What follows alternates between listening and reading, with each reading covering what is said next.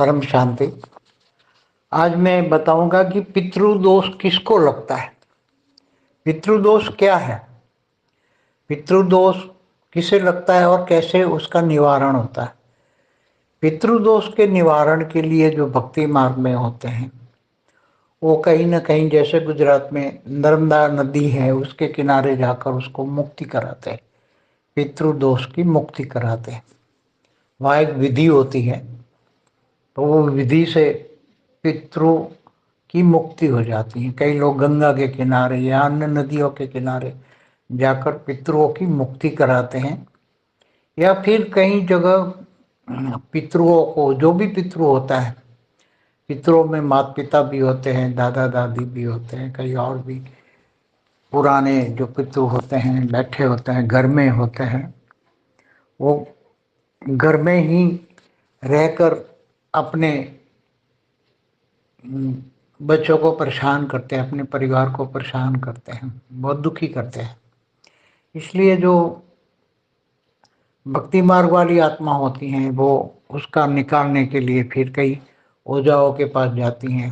तो कई ओझा उसको घर में भी बिठाते हैं कि भाई उसको घर में अपने पूर्वजों को फिर घर में बिठाओ और उसकी साल में 6 महीने में, महीने में एक बार उसकी पूजा करो, उसको खाना दो, जो वो मांगे वो दो। तो ऐसी तरह अलग अलग बहुत उपाय होते हैं। कई बार पितरों को तर्पण भी किया जाता है, श्राद्ध में पितृ तर्पण कहते हैं। श्राद्ध में पितृ तर्पण से भी पितृ खुश हो जाते हैं, तो उसको फिर पितरों की मुक्ति होती है। मगर हर श्राद्ध में पितृ मुक्ति के लिए कोई ना कोई विधि कराते हैं। तो भक्ति मार्ग में जैसे बहुत ऐसे आपको एग्जाम्पल मिलेंगे, पितृ तर्पण, पितृ मुक्ति, पितृ को मोक्ष देना, ये सब अलग अलग बहुत सारी विधियां हैं। मगर ज्ञानियों के लिए तो एक ही विधि, आत्मदर्शन, आत्मस्वरूप में रहो, वेद के परम पिता को याद करो, पावर रहो और अपना ओरा बढ़ाओ, आत्मा की शक्ति बढ़ा के ओरा में रहो। तो ऐसा घर में कोई भी पितृ होगा तो पावर आपका ओरा इतना बढ़ेगा, इतना बढ़ेगा, घर लाइट हाउस बन जाएगा। तो उसमें उसको भी पावर मिलेगा। और जब आप ज्ञान सुनते हो तो ज्ञान भी वो भी सुनेगा। पितृ घर में होगा तो ज्ञान सुनेगा। अगर उसकी आत्मा की कैपेसिटी है तो ज्ञान सुन के ज्ञान को भी धारण करेगा और पावर भी, परम शांति के वाइब्रेशन लेगा और वो भी परम शांत हो जाएगा। और उसके बिना तो कोई किनारा नहीं है ना, क्योंकि परम शांति के वाइब्रेशन से ही आत्मा को परम शांति मिलती है। या तो ये ऐसी बहुत पापी आत्मा है तो घर से भाग जाएगी, ये सब सहन नहीं पाएगी, या परम शांति के वाइब्रेशन कई आत्माएं नहीं सहन कर पाएगी, या ज्ञान नहीं समझ पाएगी, या घर में जो आपका ओरा की लाइट है उसमें वो रह नहीं पाएगी आत्माएं, इसलिए घर छोड़कर भाग जाएगी। और कभी कोई भी आत्मा, बेहद की आत्माओं को जिनका आत्मस्वरूप का थोड़ा अनुभव है, ज्ञान है, तो उनको कोई भी आत्मा तंग नहीं कर सकती। ऐसी हल्की क्वालिटी की आत्मा है तो आपकी ओरा में आएगी मुक्ति के लिए, और आपके ओरा में आते ही मुक्त हो जाएगी। आपका ओरा इतना पावरफुल होगा कि ऐसी आत्मा है तो आपके ओरे में खुद ही चली आएगी मुक्त होने के लिए, मोक्ष पाएंगे, बोले हम मुक्त हो जाएंगे। तो ओरा में इतनी पावर होती है, आपके सूक्ष्म शरीरों में इतनी पावर होती है। ओरा माने सूक्ष्म शरीर, तो उसमें परम तत्व भी होते हैं, परम लाइट भी होते हैं। जब योग करते हो तो योग के कारण परम तत्वों का ओरा भी बनता है, हाई क्वालिटी परम लाइट का भी बनता है। तो उसमें ऐसी कमजोर आत्माएं जो होती हैं वो ओरा में आते ही मुक्त हो जाती है। क्योंकि ओरा कभी कभी बहुत फैल जाता है, 3 फुट, 4 फुट, 5 फुट, 10 फुट तक। जब योग में एकदम अच्छी योग की अवस्था हो, वेद के परम पिता से कनेक्शन हो और पावर आएगा, तो पावर बहुत हाई लेवल का होगा। तो ऐसी कोई भी आत्मा घर में रहती है या आसपास में भी रहती है जो आपको अनुभव करती है कि इसके पास पावर है, तो पावर लेने के लिए भी आएगी। मगर जब पावर लेने के लिए आपके ओरा के अंदर आएगी तो वो मुक्त हो जाएगी। कई आत्मा सोचेगी इसके पास बहुत पावर है, ये ज्ञानी है, योगी है, क्योंकि आपका ज्ञान सुनता होगा ना, वो आत्मा है, सूक्ष्म जगत की आत्मा है। आप जो ज्ञान सुनते हो वो वाइब्रेशन पकड़ के सुनती है, तो वो जानती है कि वो योग करता है, तो योग का सूक्ष्म में वो देख पाते हैं आपका ऑरा।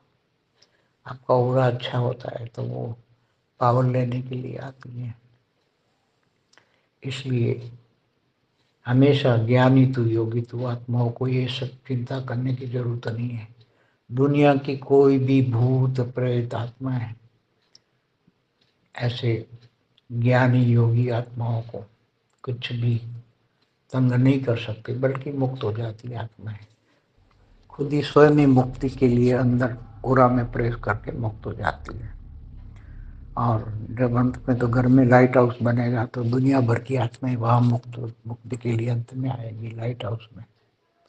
इसलिए बच्चों को अभी से पुरुषार्थ करना चाहिए आत्मस्वरूप।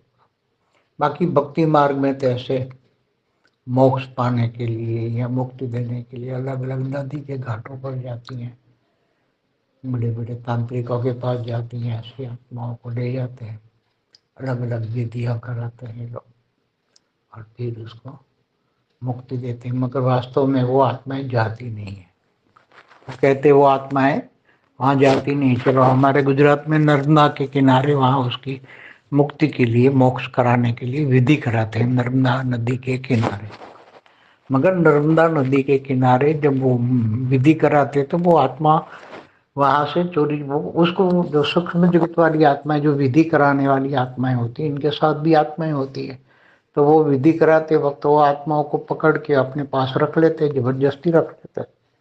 मगर वो पितुओं का मोह अपने घरों में होता है, इसलिए कभी न कभी जब उसको चांस मिल जाता है तो वहां से भाग जाती है आत्माएं, उनके कंट्रोल से बाहर हो जाती है और भाग जाती है और अपने घर में वापस चली जाती है। ऐसा ही होता है सब कुछ।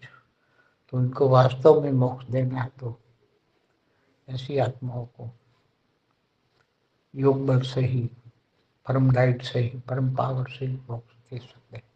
परम लाइट के बिना मोक्ष नहीं दे सकते।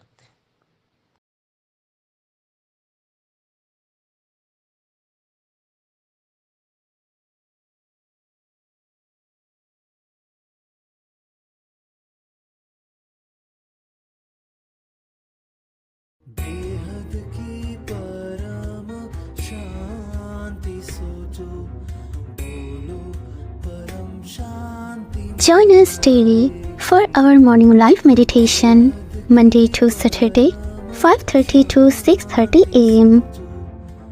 Join us daily for live meditation, 10 p.m. to 11 p.m. on YouTube Live. Subscribe now. Website www.paramshanti.org.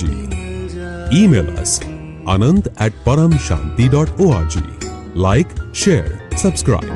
Join today. बेहद की परम शांति सो